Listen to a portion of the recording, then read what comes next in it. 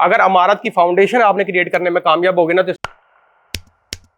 उसके ऊपर आप जितनी बड़ी मर्जी बड़ी बिल्डिंग डाल लें, लेकिन अगर फाउंडेशन कॉन्सेप्ट बेसिक कॉन्सेप्ट ना क्लियर हुए फिर आपके लिए बड़ा मुश्किल हो जाएगा। फिर आप अपने आप से नजरें चुरा के ना सोचेंगे कि मैं अमेज़न कर लेता हूँ। इसके अंदर आप ऑलमोस्ट सारा कुछ ही सीखेंगे। देखें, लर्निंग में हार्डवर्क ही करना पड़ता है और स्मार्ट वर्क आपको हार्डवर्क के बाद करना चाहिए और होता भी उसके बाद ही है। ये ऐसा नहीं है, स्मार्ट वर्क डेफिनेटली होता है कि आप अपनी लर्निंग को कैसे स्मार्ट कर सकते हैं, आप अपने वर्क को कैसे आप स्मार्ट कर सकते हैं, ओवरऑल उसको किस तरह से आप ऑप्टिमाइज कर सकते हैं, किस तरह अपने घंटों को अच्छा इस्तेमाल कर सकते हैं, किस तरह आप ब्लॉक्स में काम कर सकते हैं, किस तरह स्केल कर सकते हैं, किस तरह से आप अपने साथ और लोग जोड़ के अपने वो वाले काम जिनसे कम पैसे बनते हैं उनको डेलीगेट करके किस तरह बड़े बड़े कामों की तरफ आ सकते हैं, किस तरह अपना हिस्सा कम कर सकते हैं। अपने माइंड में ये बात नहीं सोचनी जब स्मार्ट वर्क की बात होती है ना, तो ये नहीं सोचना कि मैंने सोशल मीडिया सीख लिया, ग्राफिक डिजाइन भी मैं सीख लेता हूँ ताकि मुझे इसको 15,000 ना देना पड़े।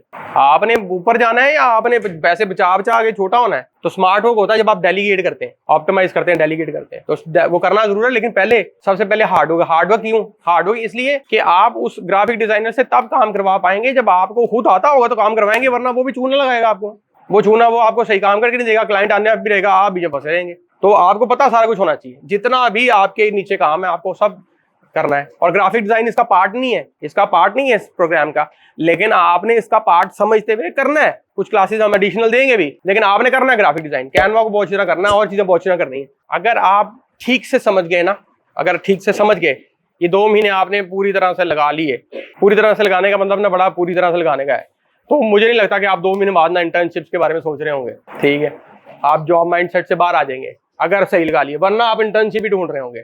अदरवाइज वो स्टूडेंट्स ना हमारे पास आइडेंटिफाई ऐसे होते हैं, वो कहते हैं अभी भी हमें पास रख लें, इसका मतलब ये है कि अभी कुछ रह गया इनका, या ये उस माइंडसेट की नहीं है। तो इंटर्नशिप का तो मसला ही कोई नहीं है। अगर आपने सही तरह से कर लिया तो आपको पूरी मार्केट इस टाइम तो इंटर्नशिप, सोशल मीडिया वाले बंदे को इंटर्नशिप देने के लिए तो जूस कॉर्नर भी तैयार है। ठीक है, फैक्ट्री से लेके जूस कॉर्नर तैयार है कि कोई बंदा मिल जाए मेरे बिजनेस को बचाने के लिए। हालात नहीं पता।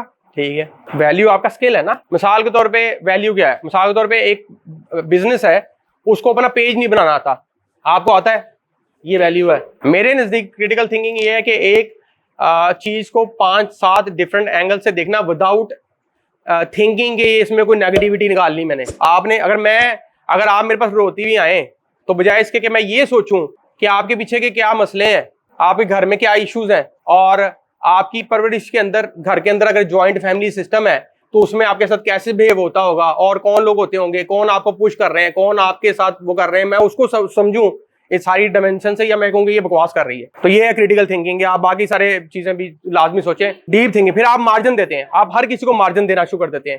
ठीक है, जब जो अब एज ज्यादा हो गई है तो हम हर किसी को मार्जिन देते हैं कि नहीं अंडरस्टैंडेबल, कोई मसला नहीं। कोई बंदा हमें मुझे बुरा कहता है, हम कहते नहीं हम ऑलवेज और क्रिटिकली अंडरस्टैंड करना है कि प्रॉब्लम क्या है। ठीक है, जितना क्रिटिकल अंडरस्टैंड करेंगे उतना आसान सोल्यूशन। ठीक है, क्या ख्याल है? अगर आपके पास उनके लिए वैल्यू है देने के लिए, मिसाल के तौर पे एक बंदा है वो अपनी डिजिटल एजेंसी रन कर रहा है, लेकिन यहाँ पे तो मजे की बात ये है पाकिस्तान में जो डिजिटल एजेंसी भी रन कर रहा है या जो सोशल मीडिया भी चला रहा है उसकी भी एडवर्टाइजिंग नहीं है। वो खुद कस्टमर जो उनसे है वो जाके दुकानों पे लोगों को क्या क्या ढूंढ रहा है, तो फिर वो क्या चला रहा है? तो उसको सर्विसेज दे सकते हैं। पाकिस्तान में तो आप हर किसी को सर्विस दे सकते हैं, उसको तो बहुत सर्विस दे सकते हैं। आपने कोशिश करनी है कि आफ्टर कोर्स हर चीज आप ऑनलाइन देना शुरू करें। कोर्स का पर्पस बहुत होता है अगर आपने फिजिकल देना है। फिजिकल मार्केट घूमनी जरूर है, लोगों को समझने जाना है, लेकिन आपका गोल ये है कि मैं अपने लैपटॉप पे बैठा हूँ और उससे मैं मैक्सिमम अपने आवर्स के अंदर ज्यादा से ज्यादा वैल्यू प्रोवाइड करके ज्यादा से ज्यादा प्रैक्टिस करने पड़ेंगे ना। अगर सीधे इंटरनेशनल के पास चले जाएंगे, अभी आपको चीज नहीं आती है, उसका काम खराब करेंगे, आपको बंद कर देगा, फॉरएवर की प्रोफाइल खत्म हो जाएगी। तो कोशिश करनी है कि बचना है, ऑफ कोर्स प्रैक्टिस करनी है और ज्यादा से ज्यादा करना है। dankash.com 0304 1115786